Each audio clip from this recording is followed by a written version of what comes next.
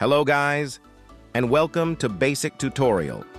And in this video, I will teach you how to lock or unlock your Facebook profile on your Android device. So first thing you have to do is open your Facebook apps. And then click your profile picture located on the upper left side of your screen. And then click this 3 dots. Then click Lock Profile.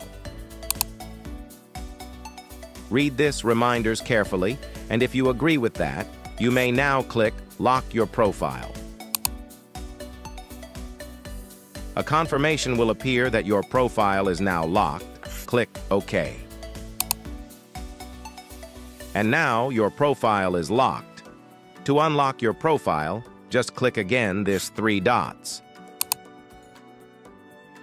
Then click Unlock Profile and then click Unlock.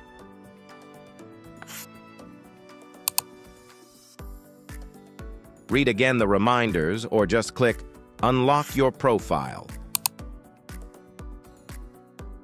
Click OK. And now your profile is unlocked. And that is how to lock or unlock your Facebook profile. And if you find this video helpful, please hit that like button and consider subscribing for more video tutorials. Thank you.